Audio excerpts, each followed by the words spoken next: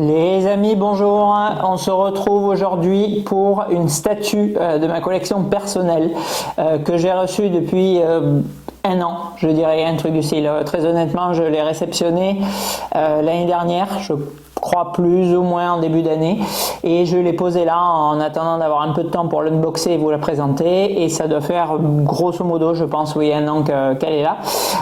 Là en ce moment j'ai quelques jours de repos, ce qui est assez exceptionnel pour le coup, et du coup bon, hormis faire des choses un peu personnelles, j'en profite du coup pour vous tourner une petite série de vidéos. Donc on commence du coup avec celle-ci, une statue custom, donc je vais revenir juste après de pourquoi je vous présente ça, et après pas mal d'économiser et partager. Il va y en avoir de nouveau là, une petite ribambelle sur les semaines à venir, puisque comme j'ai eu un peu de temps, j'ai pu dialoguer un petit peu avec les gens, et bien évidemment vu que c'est pas une chaîne de vente à la ligne les uns derrière les autres, c'est plus de l'échange, et les économiser, partager se font comme ça. On va pouvoir voir encore des très belles pièces dans les semaines à venir. Alors cette statue, c'est une statue Marvel. Je vous ai expliqué dans les vidéos précédentes que j'avais arrêté du coup d'acheter des statues Marvel parce que ma pièce est complètement full.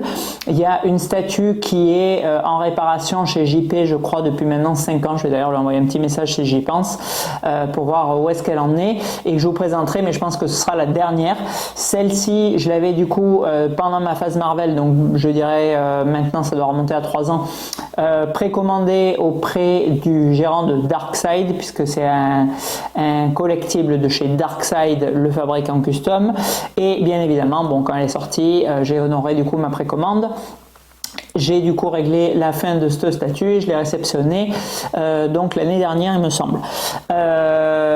Donc il y avait pour cette statue, alors ma mémoire est vraiment floue parce que ça remonte à plus ou moins 3 ans. Je crois qu'il y avait du coup une version classique de l'Iron Spider, donc en tenue dorée et rouge, et une version du coup black, noir et black comme celle-ci, où ça ressort franchement à mort. J'adore personnellement, que j'avais précommandé. Donc j'ai toujours bien sûr mon Iron Spider de chez XM Studio avec des pinces en métal, qui était une pièce absolument folle. J'essaierai de vous mettre la vidéo en fin de celle-ci pour ceux qui ne l'auraient pas vu. Et du coup j'avais précommandé à Bernard cette version black que je ne connais absolument pas du tout. J'ai aucune idée même de s'il existe. Si Greg ou d'autres regardent la vidéo, peut-être David, vous pourrez me le dire en commentaire. Et j'ai du coup pris la version black pour venir compléter la version red que je possédais déjà. Alors j'avais pas unboxé du coup de statues comics depuis très longtemps, hormis certaines Prime One sur DC Comics, mais des Marvel, que ça soit du XM parce que malheureusement ils ont un peu fondu le plomb, ou des custom comme j'en achète plus, ça fait longtemps que j'avais pas fait. Donc ma première bonne surprise, c'était de voir du coup la qualité d'exécution de la peinture, qui est absolument fantastique. Franchement c'est vraiment de toute beauté.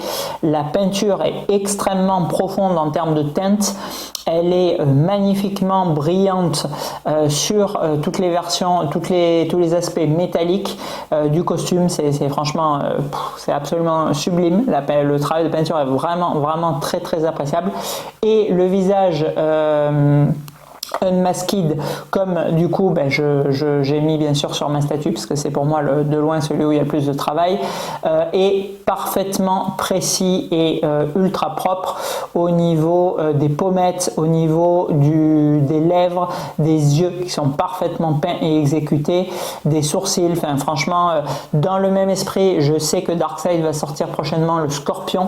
Je pense que ça va être une tuerie intersidérale parce qu'on est un peu dans la même mouvance que cette statue en termes de costume, de visage, de pose, et franchement il est à tomber par terre. C'est vraiment très bien exécuté. Le XM, bon, pièce que je conserve parce que bien sûr il a un très gros je dirais côté nostalgique, mais c'est pas ça, côté collector pour ceux qui connaissent les pièces comics, donc je le garde. Et puis bon, de toute façon, absolument pas du tout la motivation de fouiller dans mes dizaines, si ce n'est centaines de cartons pour retrouver la boîte, le vendre, racheter celui de Darkseid, etc. Mais j'aurais pas eu le Scorpion, je l'aurais bien sûr à l'époque précommandé parce que franchement il a l'air à tomber par terre. Je sais pas s'il y en aura à la sortie parce qu'on est toujours sur des petits tirages. Là on a 40 exemplaires pour cet Iron Spider, j'ai le numéro 28. Je crois qu'il y avait 40 pour chaque color, donc bon, c'est toujours très très limité. Personnage de Scorpion, c'est un des Sinister Six les plus aimés, mais bon, si jamais il y en a à la sortie, franchement sautez dessus parce qu'à mon avis il va être absolument dantesque. Donc on retrouve du coup cet Iron Spider, c'est une statue qui va s'admirer vraiment de profil. Fais gaffe, pas ça touche. Avec là, du coup, Stark Tower là sur le côté. Il y a marqué du coup Stark Industries sur l'espèce de pylône. Et on a du coup l'Iron Spider un petit peu complètement en lévitation, puisque vous le voyez, il est plugué juste avec un seul pied. Et ensuite, on a le deuxième qui est posé et l'intégralité de la statue qui penche vers l'avant. Donc c'est franchement de toute beauté, c'est très très réussi. J'aime vraiment beaucoup. On peut du coup venir interchanger comme toujours avec les customs, ça c'est systématiquement le cas. Vous avez 3 bras gauche, 3 bras droits. Donc dans la main droite, vous avez poing fermé, main ouverte noire, juste là. Hop. Ou main ouverte avec griffes déployées un peu à la sauce Black Panther. Donc bien sûr j'ai mis ça parce que qui peut le plus peut le moins comme toujours. Et main gauche, vous avez du coup la même main pour le bras gauche, la main ouverte avec le brassard ou du coup le bouclier de Captain. Bon, je trouve que ça rajoute encore quelque chose sur la statue. Donc du coup moi je vais présenter ma statue telle qu'elle que vous la voyez ici dans cette position. Vous avez ensuite 5 têtes interchangeables. Donc la tête costume black doré avec visière relevée, on voit le visage, c'est celle que je vais présenter. 2 têtes avec des variations du coup des yeux du Spider présente juste là. Une version un peu maléfique avec yeux rouges un peu brillants, très très jolie, très très sympa. J'aime beaucoup celle-ci aussi, mais bon, comme on voit le visage, mais l'autre. Et version un peu futuriste du coup avec yeux bleus un peu plus écarquillés, l'air un peu moins menaçant. Donc 5 possibilités d'exposition sur cette pièce. Ne serait-ce que sur les têtes, 3 variations différentes sur les mains. Donc si on combine le tout, on a du coup une quinzaine de possibilités. Et encore, vous pouvez mettre une main gauche avec une autre main droite, donc entre 15 et 20 possibilités d'exposition sur cette statue. Donc quelque chose qui est vraiment très très appréciable.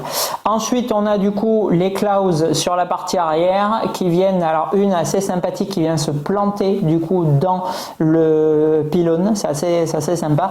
D'ailleurs, on a un gros décroché ouvert là. Style il s'est déchiré, la tour s'est déchirée, c'est assez chouette aussi. Et on a du coup les 2 autres qui sont en partie avant, un peu comme en semi-attaque protection pour le personnage. C'est aussi très très sympa. Alors contrairement à la XM Studio où c'était complètement phénoménal, où on avait l'intégralité de ces pinces en métal, là on est sur de la résine. Bon, l'effet visuel est extrêmement proche parce que le paint est très réussi, mais on a quand même voilà, un peu en deçà du coup du vrai métal, comme je débattais encore très récemment avec l'endosquelette pour un effet métallique versus du vrai métal.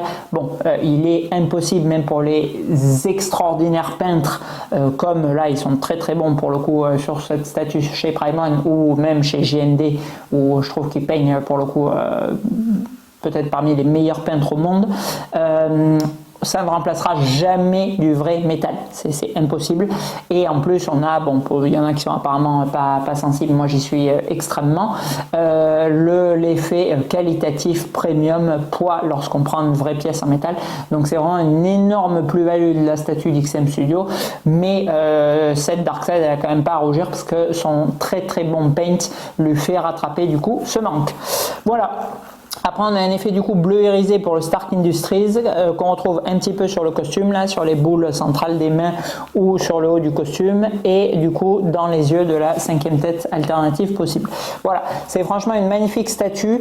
Je ne me souviens absolument pas du tout de combien je l'ai payé. Je crois que c'était en dollars, c'était un truc genre 1000 $, 1100 $, et il devait y avoir après en expédition longue quelque chose comme 150, 200 $ de plus. Donc on devait être à l'époque, j'imagine, autour de 1200 $. Avec le cours du change de l'époque, ça devait faire 1100 €, un truc du genre. Bon, pour une statue de cette qualité, de cette ampleur, de ce dynamisme, avec cette ingénierie qui est quand même assez exceptionnelle, et une limitation de 40 exemplaires au monde pour chaque couleur, on est parfaitement dans les clous, il n'y a aucun problème. Cette statue, elle vaut complètement l'argent qui est demandé par Darkseid. Voilà, donc en rendu global, je vais lui mettre 15 sur 20 parce que franchement, comme je viens de le dire, le dynamisme, la position, il est en train de chuter sur la tour qui s'effondre et il bondit pour vous attaquer, elle est absolument dingo. En réalisme et fidélité, encore une fois, je ne connais pas le comics dont c'est issu, donc je ne vais pas m'aventurer à dire des grosses sottises, j'en dis relativement assez, mais malgré tout, on a un visage qui est extrêmement expressif et ressemblant, je pense, et un effet de texture qui est très bien retranscrit par le paint de Darkseid, donc 15 sur 20 aussi en réalisme et fidélité. En rapport qualité-prix, on va rester sur la même note, parce que franchement, c'est une statue qui offre d'innombrables possibilités, dont le paint est extrêmement bien exécuté, dont la pose est très atypique, et tout ça pour un peu plus de 1000 €, 15 sur 20 également. Et du coup, en note globale, ayant que des 15, on va bien sûr pas lui mettre un 10 en note finale, c'est évident. 15 sur 20 à nouveau pour cette statue en note globale, parce que vraiment elle mérite une très bonne note. C'est vraiment très joli de la part de Darkseid. Voilà, donc désolé pour ceux qui attendaient peut-être la vidéo pour acheter la statue, parce que je suis du coup très en retard, mais ayant là un petit peu de temps, je me suis dit qu'il valait mieux la rattraper plus tard que jamais. Voilà, allez, merci beaucoup à Darkseid, sûrement l'une des dernières statues Marvel, comme je vous dis, qu'on voit sur la chaîne, à moins qu'on ait des économisés et partagés dessus. On en a eu récemment sur les Sideshow ou les Iron Studios, donc c'est pas improbable que ça se reproduise, mais en tout cas de mon côté, étant vraiment plein, il va falloir encore que je resserre un peu pour poser celle-ci. Il n'y aura pas de nouvelles statues Marvel me concernant sur la chaîne. Voilà, à bientôt.